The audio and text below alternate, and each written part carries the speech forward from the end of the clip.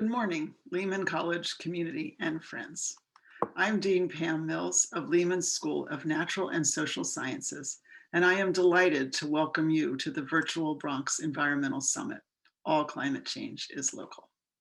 We have an extraordinary lineup of incredibly accomplished speakers and panelists who are leaders in researching the science, the consequences, and the inequitable impacts of climate change, particularly on communities of color. Before we start the land acknowledgement, we, the faculty and staff of the summit, want to dedicate this conference to our students who, despite a pandemic that has hit the Bronx very hard, continue to learn and grow. Your resilience is awe-inspiring, and we hope this conference will be fulfilling and encourage you to explore more in college to build an environmentally just future. I am now honored to open this conference by introducing Chief Dwaine Perry of the Ramapough-Lunaape Nation, who has shared a welcome song to start the conference, followed by a few remarks of the history of the Ramapough-Lunaape Munsee people. The video will end with an acknowledgement of the ancestral homelands on which the Lehman campus sits.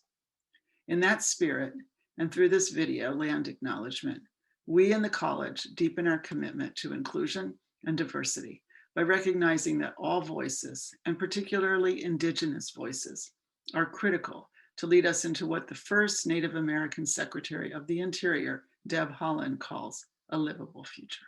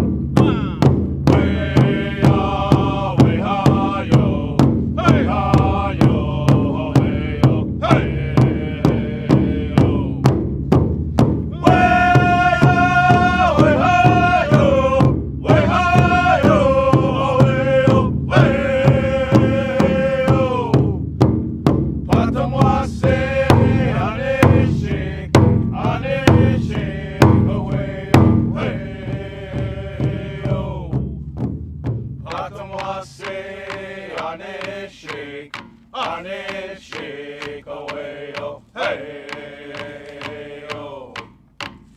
Platanwase, ane shake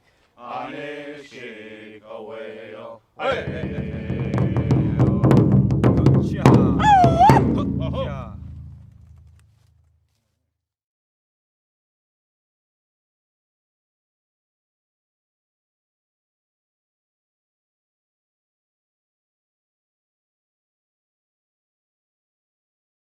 Bonjour, Niki Kiai Ben Mi Boku Makwa, Netelamapo, Wawashishi Odui De Miwag, Ramapough-Lunaape, Munsee.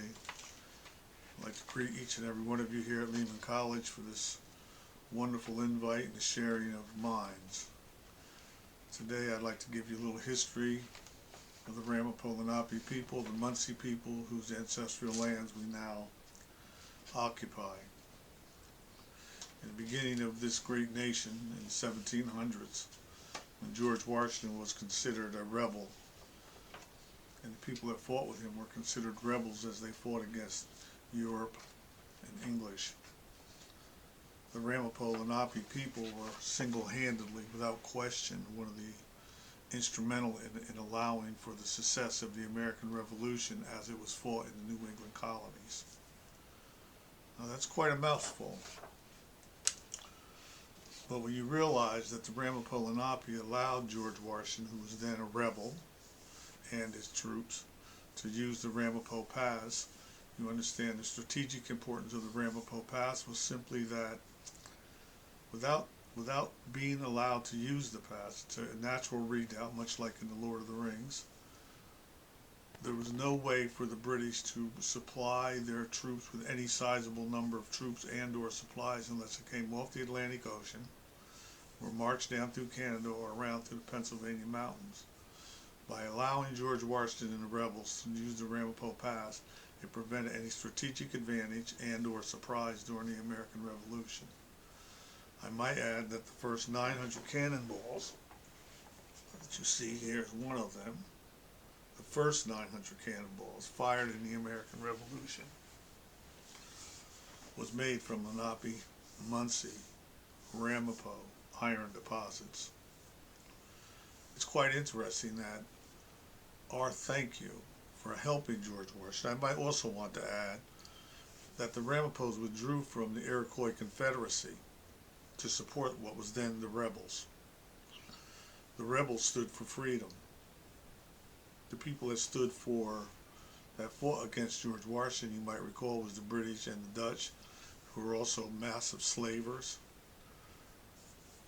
These were people who found economy in wood, found the dollar in the streams and the trees and the iron.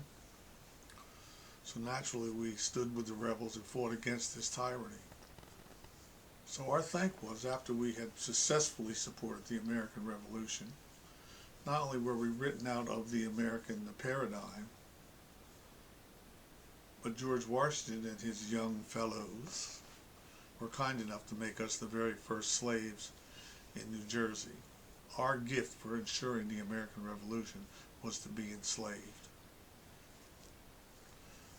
An interesting byproduct of that, not only were we enslaved, we were also given that, we've also invented a race for us, a mongrelization of the people that lifted up George Washington and made it possible for the American Revolution to go forward. So now where are we today? Today we're facing much the same thing that was faced during the 60s with the Civil Rights Movement. There's a tremendous amount of Jim Crow manipulation of zoning in the area. We are maintaining our identity. We're struggling through. There are some wonderful things that has happened. As you may know, all those in the tribal people who have left the area, and I might say the further from the area, the more capable, the more successful they've become. Yes, we have doctors, lawyers, and etc., but it's also people who's had to leave the area to aspire. No one wants to be successful in their own right and return home and become mongrels before the people you helped. Because it goes beyond racism. The racism extends to your banking, to fiscal attrition, to your, like I said, your land holdings. Just simply by your last name living in this area, as many of you listening may know, denigrates you into having no credit rating, no validity. So what we've been able to do at this time is to move forward. And I am more than proud to say that with a number of our allies, we have been able to look forward to maintaining our Tahita Way, which is a sacred mountain, a portal that is where the decision to withdraw from the Iroquois Confederacy and to back the then rebel George Washington was made. We call it the Tahita Way. In modern day, they call it Split Rock. At the time, when George Washington and the rebels were here, they named it Constitutional Hill. So we're getting ready to regain Constitutional Hill and to once again be able to do ceremony and share that with our friends, relatives, and our allies. Another thing that's happened is that we've been able to open up one of the first embassies for indigenous people in the Western Hemisphere. And we're now looking to coordinate NGO and other workable factors with the UN in New York City. I think and we're also opening up a museum. We're looking forward to having a museum open by June that is going to very clearly illustrate and show the history of the Ramapough people, not only in terms of the revolution, but in terms of who we are, in terms of a culture. So I would just like to leave you with that thought as we go forward, and I would like to share with you a land acknowledgement that I think is more than apt, that all of us should take in and remember that not only are we allies, but that we are human beings. It says we are gathered here in a good way to be with the earth's children in all of their forms, those of the land, the water, and the air. Let us too acknowledge we are indigenous, and we too can perish if we do not remember the old ways. We are here to be guardians, guardians of kindness, guardians of the unity that allow all to live in peace, not masters of commodity, designating the destruction of the forest and the streams as we slowly perish for lack of clean air scrubbed to a limited tolerance so smokestacks can continue to belch dangerous particles as we all become victims of their quiet death.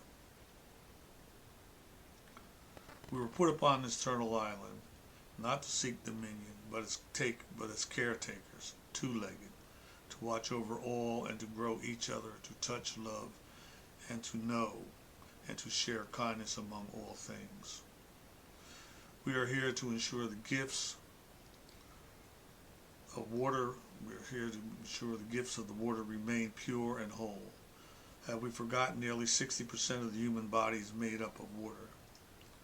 Do you not know the same water that carried the first human being runs through each woman today? Do you understand the profundity, the sacredness of that charge? As we silently accept destruction of our own, even blandly in places like Flint, as the children suffer, we are deaf to the cry, many Wikoni. We cannot drink water. Here in this land, in this place of the Munsee, we acknowledge our debt to those who have come before, to those who have been denigrated and suffered perhaps the worst of all ecological crimes. The theft of land, the damaging and diverting of criminalization of culture, through the simple twist of syntax which allows for subliminal lack of criminal thinking in terms of racism in all of its manifestations. The lack of critical thinking has allowed all of us to become endangered species today. The Ramapough continue to face quiet genocide while the world unknowingly looks on benignly as the greedy continue to steal our land, and to pollute our water, toxifying our air and poisoning the earth. While you, our relatives, are peacefully unaware, the Ramapough are simply the dry run for your future. The dry run for your future. Let this moment of acknowledgement be a moment of action. Let it be the beginning of hope for those of this our turtle island and for the Ramapough-Lunaape, the Munsee people of whose land we now trod. Let each and every one of us celebrate our own indigeneity and perhaps indignity and understanding of, by walking in the spiritual paths of oneself as we go forward in our learning. Let this our land acknowledgement be the beginning of our return to unity, not just of each other, but the acknowledgement that we are truly part of the earth. Let us now walk with the knowledge each and every one of us is a guardian of most importance. Let us be guardians of the water, the air, and the earth, the four-legged flyers, the swimmers, the crawlers, the mammal people in the green. Let us now stand, lifting our humanity, enraptured with the earth's consciousness as guardians of harmony and kindness. Ishu, Anishu, Anishu, Anishu. Oh, thank you.